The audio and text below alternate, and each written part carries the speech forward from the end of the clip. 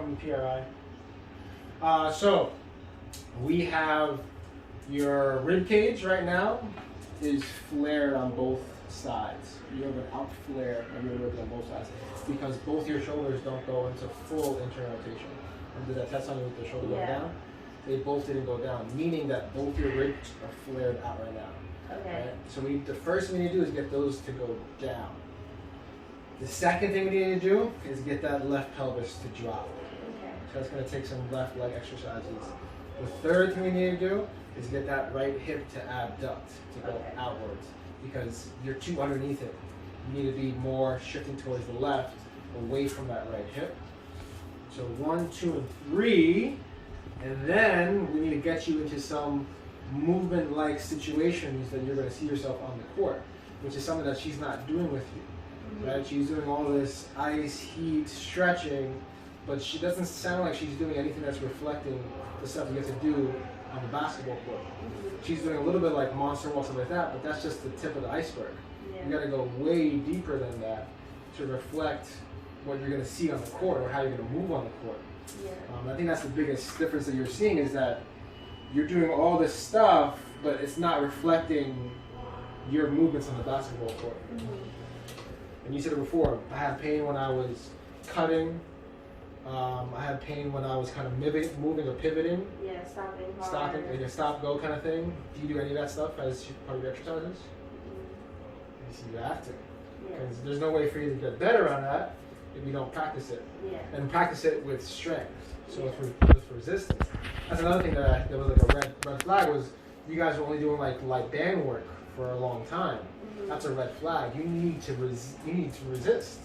So you need moderate to higher levels of resistance with these movement patterns that represent something on the basketball court.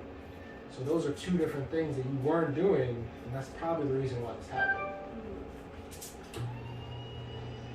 Okay. Let's check out the ankles now. I'm sure there's some stuff going on there. So right off the bat, I can see there's a torsion happening. So she has a slight lateral shear of her right tibia. So her femur is here, her knee is here, her tibia is hanging out to the side here. That's the right side. The left side, she has an external torsion. So it's kind of rotated outwards. And that is probably directly related to what's happening in the back here. You felt the pain right in the back of the knee here, or more on the above the knee, or right in the back of the knee here? Right in the back. Right in the back. So there's probably your popliteus muscle. It probably wasn't your gastroc, which she said. That's probably wrong. It was probably your popliteus muscle. The popliteus muscle is the muscle that unlocks your knee. So it has a lot to do with rotation. When you lock your knee out, right? The femur has to go into internal rotation, and the tibia has to go into external rotation. It's opposite. So when you unlock the knee, it goes into external rotation of the femur and internal rotation of the tibia. That's the unlock the knee. So that's what the popliteus does. That's its action, right? You're in a position right now with this external torsion that popliteus is in a stretch position. It's stretching. And you were in that kind of hip hinge, going backwards with the backpedaling. And I told you before, you got that hip shift that you like to do because your hips don't have as much mobility and the pelvis is not stable enough. So with that hip shift and the torsion in your tibia, that created that popliteus to be overly stretched. That was the pop that you heard. That was the popliteus that popped because it was just being pulled and then it popped. Right? I never felt that before. And it was definitely like, I felt like my knee was like loose. I don't know why. There you go. I was like, what's happening?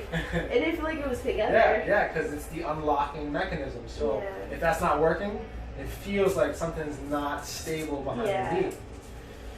So I'm going to manually release that, make sure it's firing good, and correct the torsion in your tibia. Let's check out the ankles.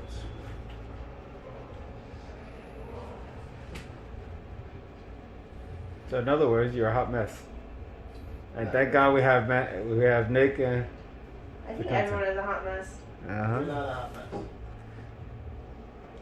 So right away, left stop.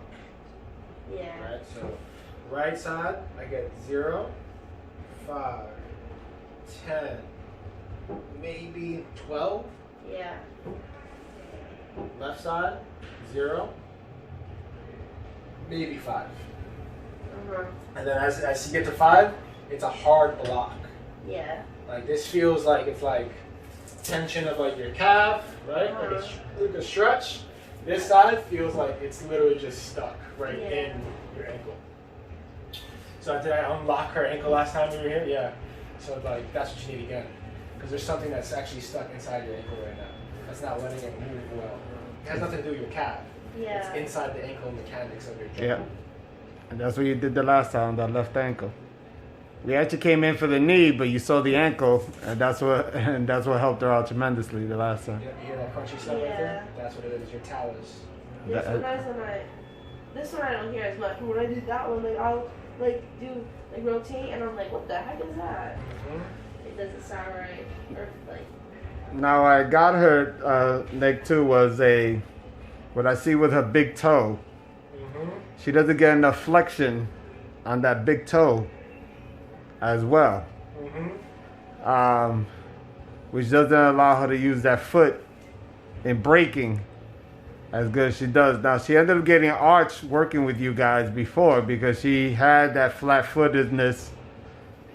No, I had the orthotics, remember? Yeah. That helped me. Yeah. You have orthotics?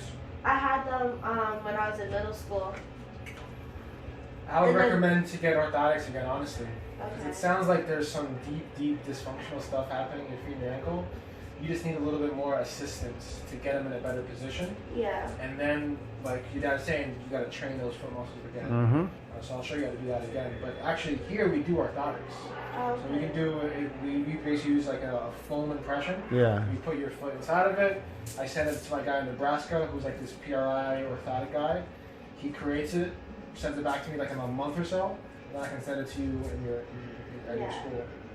I did. It's like that red foam that you step in. Oh, okay. Well, it's like Same that shit, foam yeah, thing. yeah, Yeah. yeah. I remember stepping in that. Yeah. So I got her that little, it's like a exercise thing to stretch out your big toe. It's like a foam, and it has like a little roundness on it, so you could get on it and. Yeah. So that's not. I mean, I'm assessing the big toe right now. That's not really the issue. Okay. Her issue is probably awareness. Okay. She needs exercises that are going to focus on grabbing with her big toe. So more so than stretching it, she needs to work it out. Yeah.